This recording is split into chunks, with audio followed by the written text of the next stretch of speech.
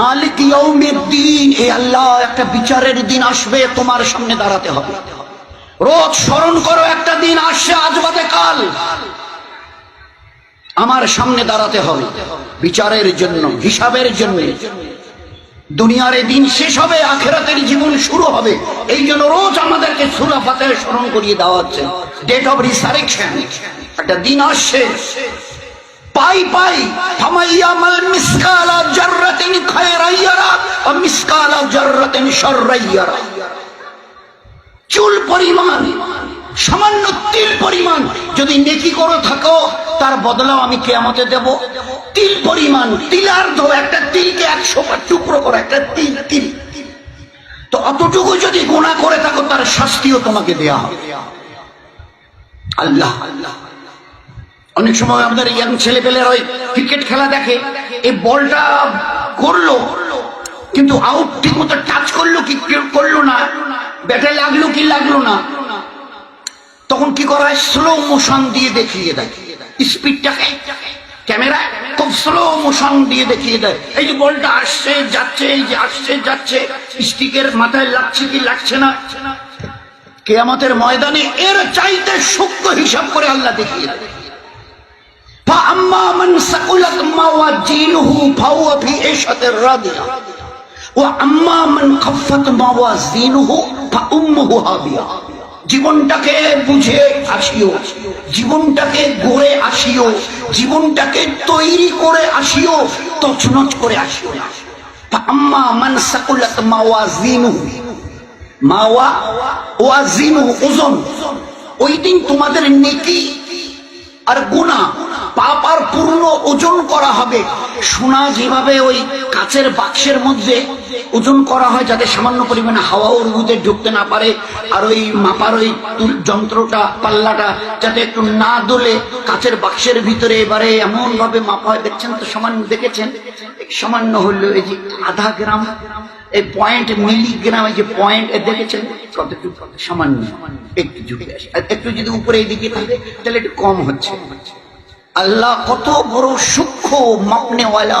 ফাআম্মা মান সাকুলাত মাওয়াজিনহু, ওজন করতে গিয়ে যদি তিল পরিমাণ নেকির পাল্লা ঝুঁকে যায়, ফাউম্মুহু এশাতের রাদিয়া, আমার রহমতের জায়গা জান্নাতের চিরদিনের জন্য তোমাদের পাঠিয়ে দেওয়া হবে। নেকির পাল্লা যদি সামান্য পরিমাণ ঝুঁকে যায়, ওই দিন তোমার জন্য জান্নাত, 8টা জান্নাতের দরওয়াজা খুলে দেওয়া হবে। ওই দিন বুঝবে খুশি কাকে বলে। ও আম্মা মান সাকুলাত মাওয়াজিনু, ওই ওজন করতে গিয়ে গুনার পাল্লা যদি সামান্য পরিমাণ ঝুঁকে যায়, ফা উম্মুহু হাবিয়া, তোমাকে হাবিয়ায় পাঠানো হবে। আল্লাহ জিজ্ঞাসা করছেন, ওয়ামা আদরাকা মাহিয়া, বলতে পারো হাবিয়াটা কি? বলো বলো, আমি যে বললাম যাদের গুনার পাল্লা একটু ঝুঁকে যাবে, আমি ওদেরকে হাবিয়ায় পাঠাবো। হাবিয়াটা তোমার শ্বশুর বাড়ি, জামার বাড়ি, খালা শ্বশুর, মামা শ্বশুরের বাড়ি, বলো না।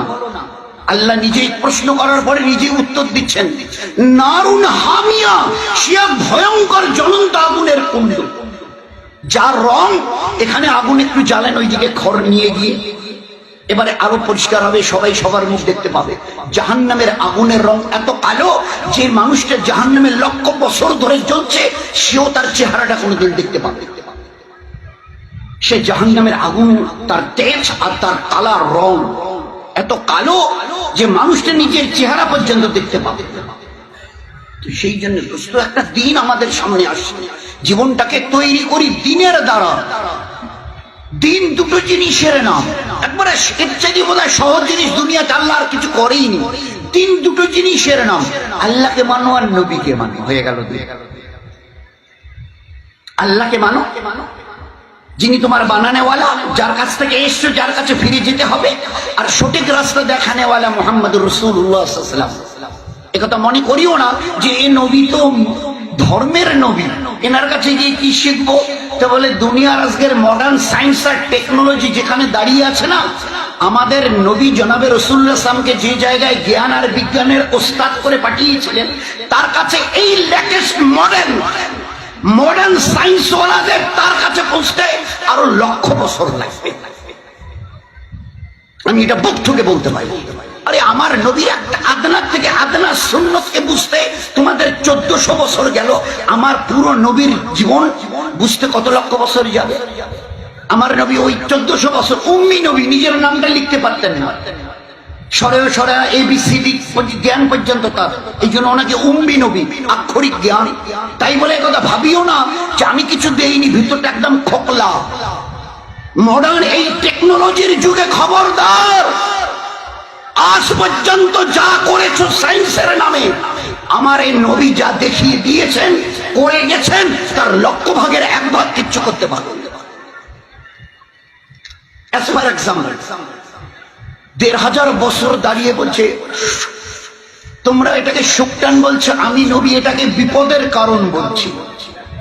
নবীর IQ, নবীর সায়েন্স, নবীর IQ দূরদর্শিতা।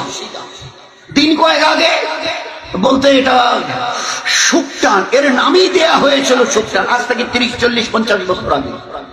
এখন আর ও কথা বলেও না, আর ওরকম লেখা লেখেও না। যত দামি সিগারেটও উপরে লেখা আছে, cigarette smoking is injurious to health, but why it will be there? ও মডার্ন সায়েন্স ওয়ালারা, কি করলে আজ পর্যন্ত তোমরা? একটা মোবাইল হাতে নিয়ে কি বলছে, লে লো দুনিয়া মুঠি মে, আর হাতের সিগারেট, এত দামি সিগারেট, আর তার গায়ে লেখা আছে প্যাকেটটার দাম 150 টাকা, 10টা সিগারেটের দাম, একটা স্টিকের দাম, সিগারেটের দাম 15 টাকা করে, আর উপরে লেখা আছে ধূমপান স্বাস্থ্যের জন্য ক্ষতিকারক। এখানে যে ক্ষতিকারক ব্যাকটেরিয়াটুকু আছে, জীবাণুটুকু, ভাইরাসটুকু, কেন এটাকে বের করে, এটাকে বের করা গেল না? যাচ্ছে না? গোটা দুনিয়া যেখানে নিজের হাতের মুঠোয়, সত্যি তাই করে দেখিয়েছে সায়েন্সওয়ালা। অস্বীকার নেই আমাদের, কিন্তু আমার দামি সিগারেটের প্যাকেটে এখনো লেখা থাকবে কেন? Why it will be there? আমার নবীর নজর, আমার নবীর পারদর্শিতার বিদ্যা, এটাকে অ্যাভয়েড করার ক্ষমতা তোমাদের নেই, চাই যত চেষ্টা তোমরা করো। সিগারেটটা টান দিলে কতটা ব্যাকটেরিয়া তৈরি হয় আল্লাহ পাক নবীকে দেখিয়ে দিয়েছেন। এই নবী আমার শুধু নামাজ, রোজা, হজ, যাকাতের কথা বলবার জন্য যায়নি, জ্ঞান ও বিজ্ঞানের যা কথা বলেছে বুঝতে তোমাদের লক্ষ বছর, এ তো 1300 বছর গেল, লক্ষ বছরও লাগবে, লক্ষ বছরও লাগবে।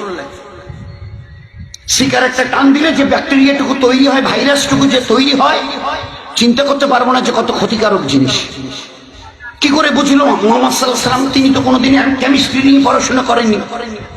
9-10 ছেলেরা, 7-8 ছেলেরা কেমিস্ট্রি পড়ে, ফিজিক্স, কেমিস্ট্রি, তো তার তো 1-2 বিদ্যা নেই। তিনি কি করে জানলেন যে সিগারেট ধূমপান করলে এর একটা ব্যাকটেরিয়া তৈরি হয়, ভাইরাস তৈরি হয়? কি করে তিনি এই কথা বললেন? একজন উম্মি নবী। কোন গরম খাবারে নাক আর মুখের হাওয়া দিও না। কি করে, কেন বললেন? বলে পিছনের একটা বড় কারণ আছে, দেয়ার ইজ এ রিজন, একটা বড় কারণ। কি কারণটা? কিছুদিন আগে মজা ঘুরালো দুনিয়া, গোটা দুনিয়া মজা ঘুরালো যে এইভাবে বলে বলে বলে বলে লোককে আপনারা ব্যাকডেটেড করাচ্ছে। এইভাবে, এই ভাই গরম চায় খুব দেবেন না, এই গরম খাবারে একটু তাড়াতাড়ি যেতে হবে, অফিসে, স্কুলে, কোর্ট কাছারিতে, ট্রেনে, বাস ধরতে হবে, একটু তাড়াতাড়ি একটু ফু দিয়ে নি। বলছে না না, নবী মানা করেছে। ভাই বলছে যে এগুলো মানে কি বলি আপনাদের, এইসব করে আপনারা একটা সমাজকে পিছিয়ে রাখছে।